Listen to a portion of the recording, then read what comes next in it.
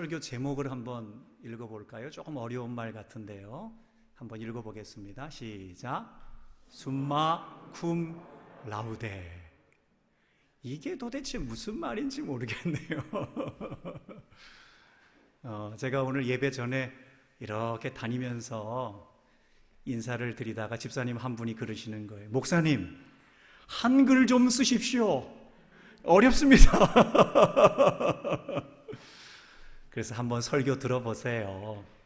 말씀을 드렸는데 아무래도 조금 어려운 말인 것은 맞습니다. 로마 바티칸 변호사이면서 그리고 라틴어를 가르치는 교수이신 한동일 씨라고 계십니다. 이 한동일 씨가 여러 가지 책을 썼는데 그 책에는 보면은 라틴어 표현들이 참 많이 들어가 있습니다. 그 표현 중에 하나가 숨마 쿰 라우데라는 말이 있습니다. 이게 무슨 말이냐면 성적을 매길 때 쓰는 표현입니다. 그러니까 최고 우등생이라는 말입니다. 그러니까 이 숨마 쿰 라우데가 무슨 뜻이라고요? 최고 우등생이라는 뜻입니다. 그러니까 우리로 치면은 A+ 정도가 될 수 있겠지요. 그런데 이들의 성적 매기는 방식은 우리랑 좀 다릅니다. 우리는 보통 성적을 내서 1등부터 100등까지 순위를 매겨서 가장 잘한 사람은 1등, 그보다 못한 사람은 2등, 제일 못한 사람은 꼴찌 100등, 이렇게 해서 줄을 세워서 서로와 서로를 비교하는 성적의 방식이 우리나라 방식이라면 이들의 성적 방식은 자기 자신과 비교하는 거예요. 그러니까 나의 어제와 비교해서 어제 나보다 조금 더 성장했다, 어제 나보다 조금 더 성장했다 라고 한다면 당신은 숨마 쿰 라우데 최고 우등생이 될 수 있습니다 라고 말하는 것이 이들의 성적의 표시의 방식입니다. 책에서 이 내용을 접하고 나서 좀 부러운 생각이 들었습니다.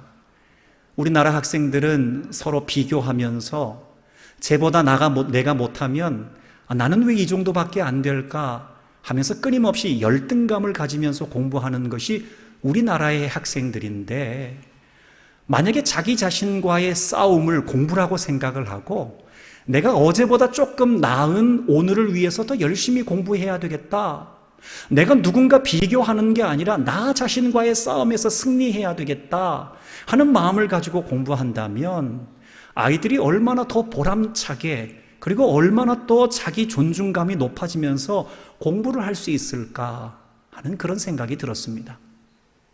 이 생각을 하면서 말씀을 준비하니 그런 생각이 들었습니다. 만약에 하나님께서 우리를 구원하시는 방식이 이렇게 서로 사람과 사람을 비교해서 우리 중에 만약에 10명만 구원을 한다라고 이야기를 한다면 과연 나는 그 10명 안에 들어갈 수 있을까? 과연 대구 서강교회 성도들이 이렇게 많이 있는데 대구 서강교회 성도들 중에서 내가 딱 10명만 구원을 하겠다라고 우리 하나님 말씀하신다면 과연 우리는 그 10명 안에 들어갈 수 있을까? 아니면 그게 과연 하나님의 올바른 구원의 방식인가? 그런 생각이 들었습니다.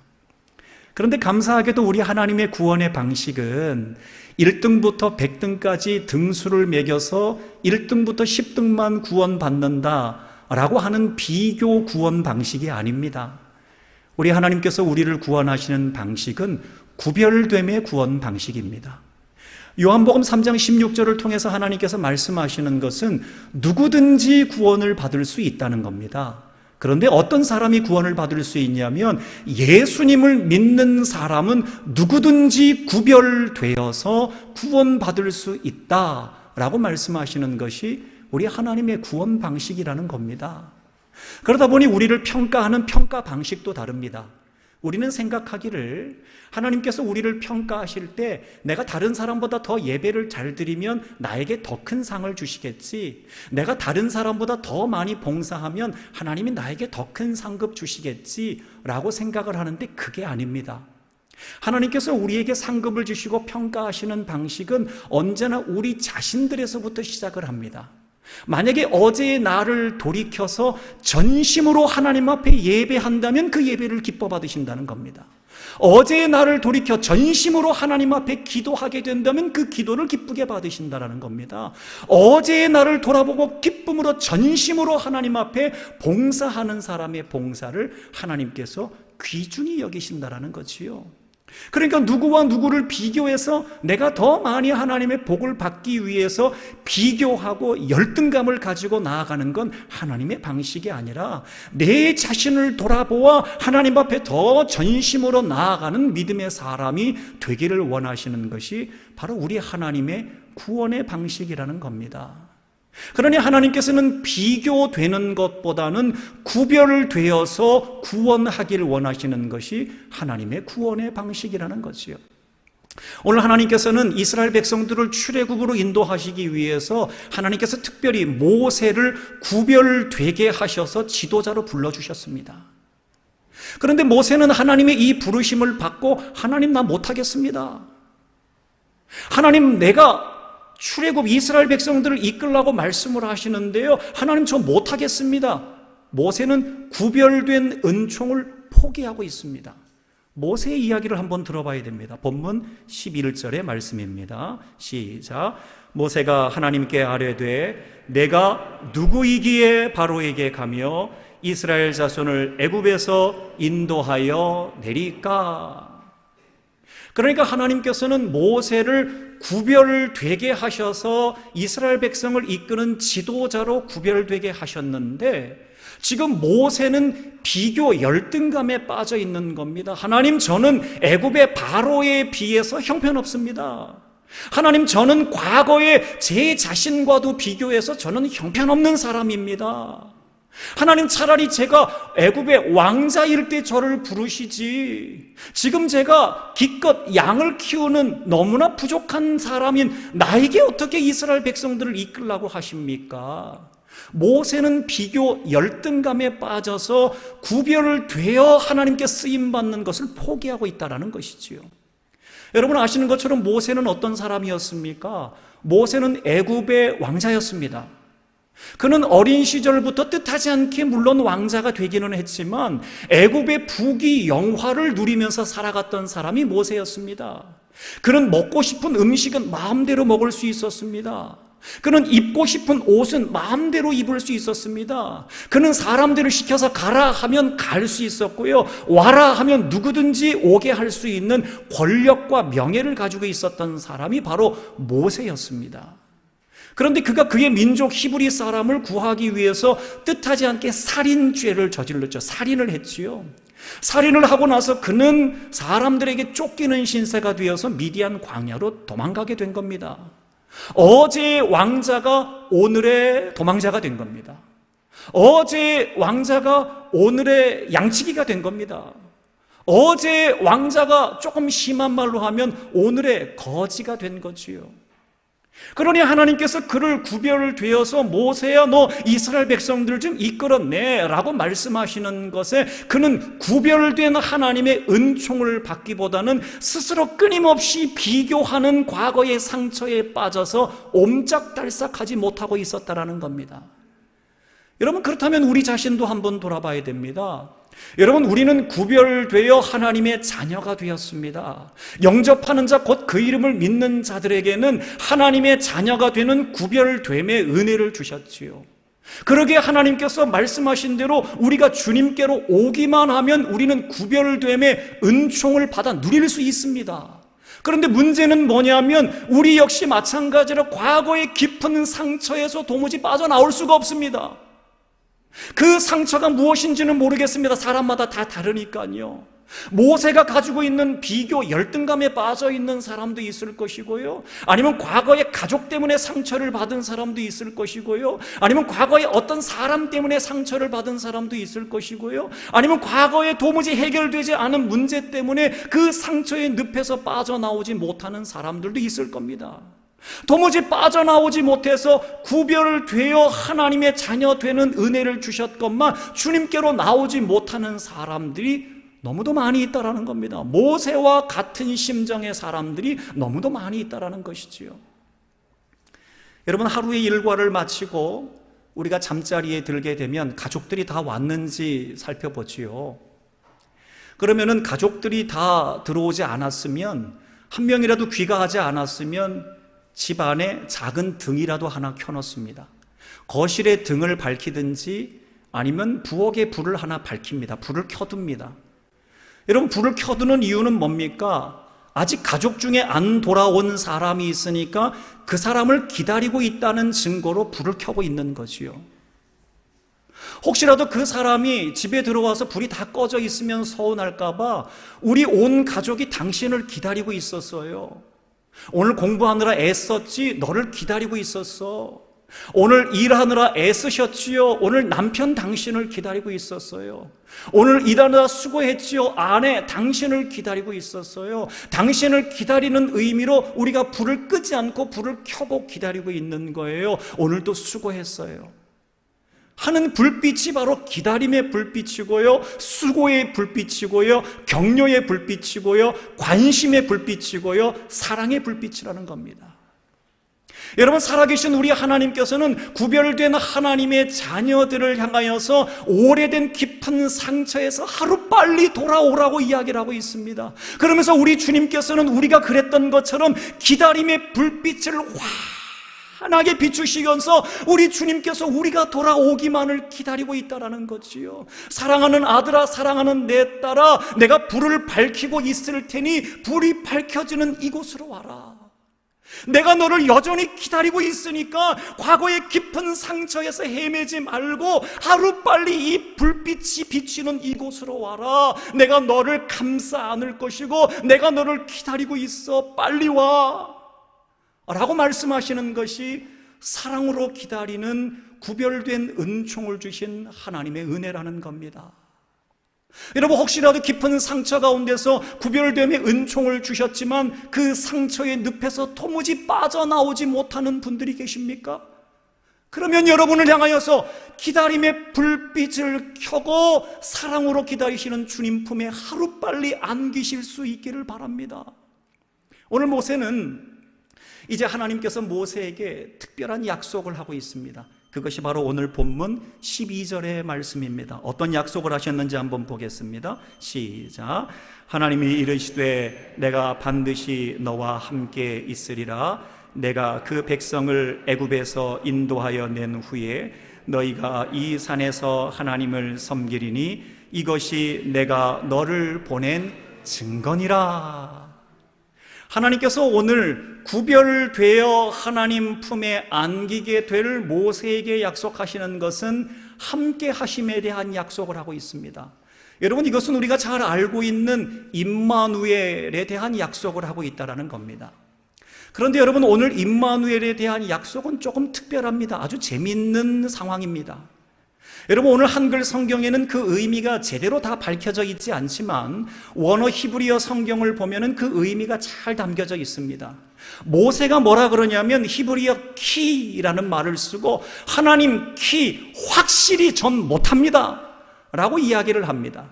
그런데 하나님께서 모세의 그 말을 받아서 키 확실히 내가 너와 함께 할 거야 라고 말씀을 하시는 겁니다. 그러니까 모세는 자기의 지난날의 과거와 상처에서 도무지 빠져나오지 못해서 하나님 키 확실히 좀 못합니다 라고 말씀할 때마다 하나님께서는 모세에게 키 모세야 내가 너와 확실히 임마누엘 함께 할 거야 라고 하나님께서 모세에게 약속을 하고 있다는 것이에요. 그러니까 안 된다 할 때마다 반대로 더 강하게 된다라고 말씀을 하시는 거지요. 자, 그러면 하나님께서 모세와 함께 동행하시는 임마누엘의 과정은 어떤 과정으로 함께 하실까요?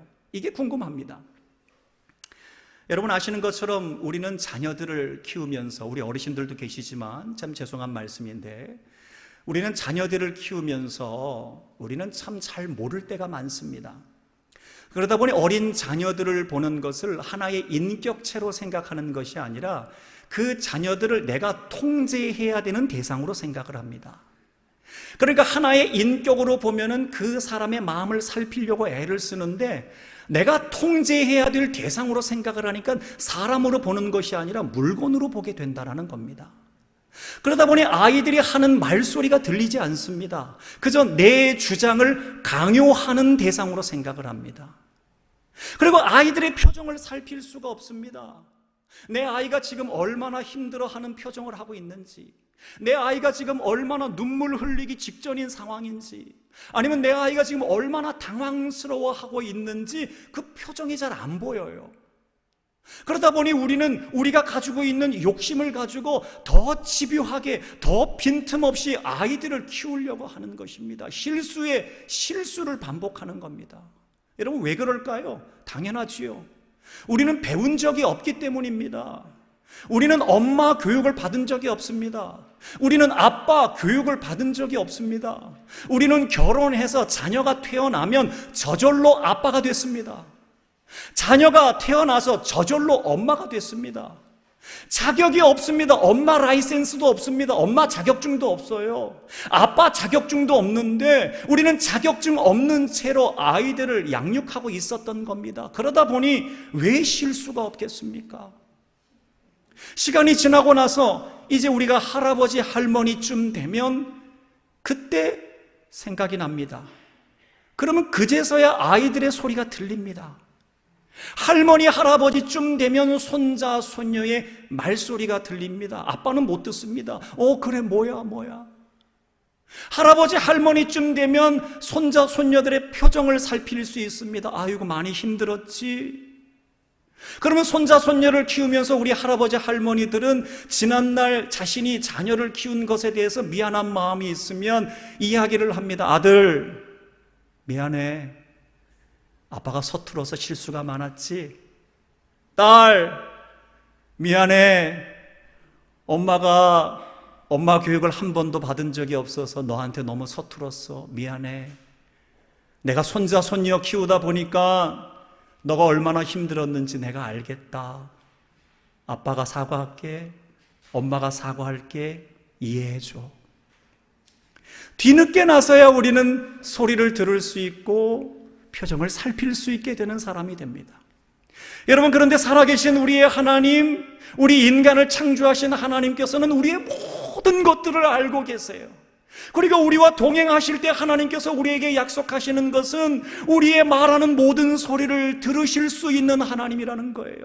우리가 말하는 것뿐만 아니라 우리의 마음의 소리까지도 들으실 수 있는 분이 우리의 하나님이세요.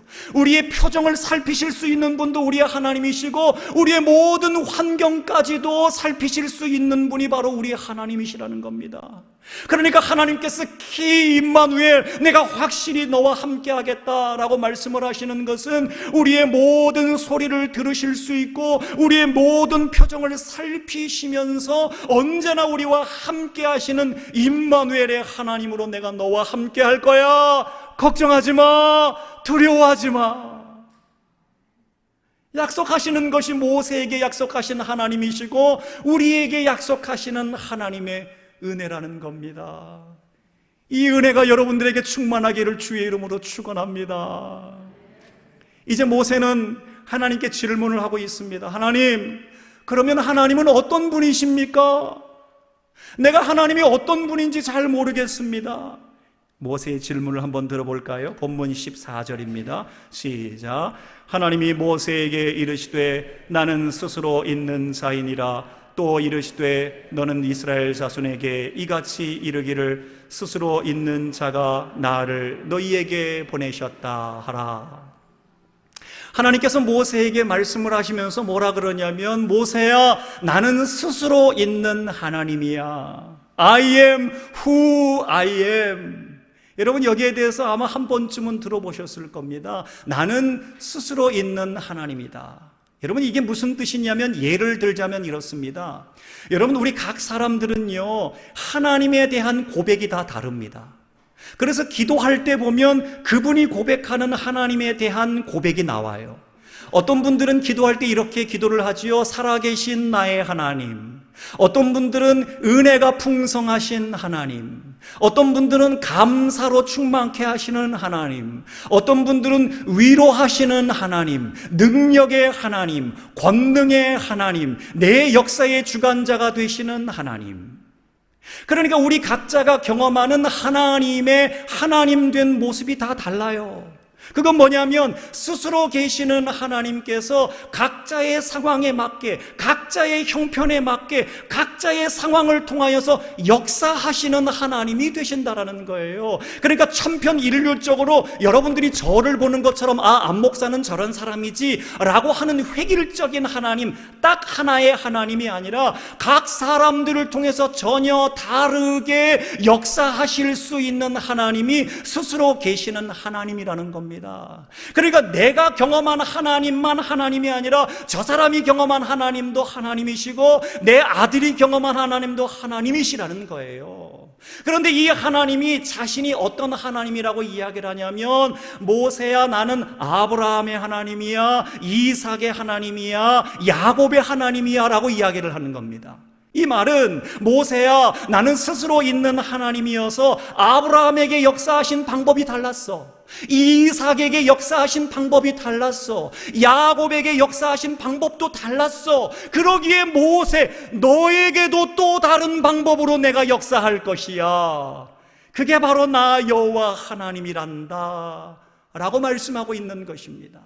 여러분, 아브라함의 하나님은 어떤 하나님이었습니까? 약속을 반드시 지키시는 하나님이 아브라함의 하나님이었습니다. 여러분, 이삭의 하나님은 어떤 하나님이었습니까? 약속을 기억하시는 하나님이었습니다.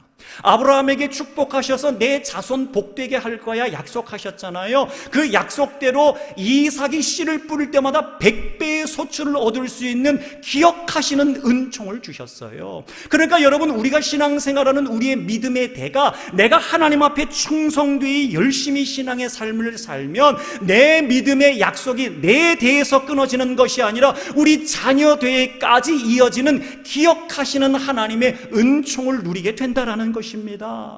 뿐만 아니라 야곱의 하나님은 어떤 하나님이었습니까? 야곱을 통해서 12자녀를 낳게 하셔서 12지파를 통해 이스라엘 민족이 시작되게 하셨어요. 그러기에 야곱의 하나님은 역사를 주관하시는 하나님으로 하나님께서는 역사 가운데 나타나게 하셨다는 겁니다. 그러니까 아브라함의 하나님은 약속을 지키시는 하나님, 이삭의 하나님은 기억하시는 하나님, 야곱의 하나님은 역사의 주관자가 되시는 하나님인데, 모세야 너를 통해서 출애굽하는 역사를 통해 너를 통해 또 다른 역사를 펼쳐갈 거야. 그러니 기대해라. 이게 바로 하나님의 약속이라는 겁니다. 사랑하는 여러분, 숨마쿰 라우데, 하나님께서는 우리를 구별된 하나님의 자녀로 불러주셨습니다. 그러기에 이제 과거에 우리가 빠져 있었던 늪에서 빠져나와야 됩니다.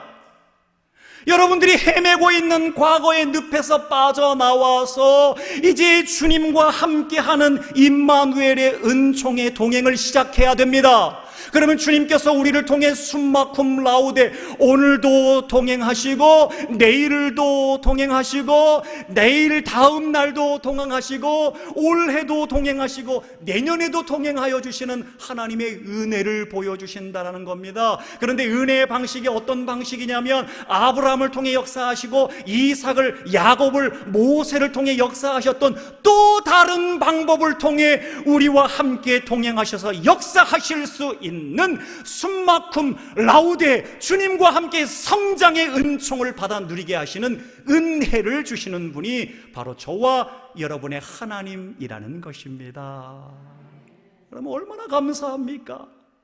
바라기는 저와 여러분이 우리 주님께서 오늘 약속하시는 대로 숨마쿰 라우데, 주님과 동행하세요.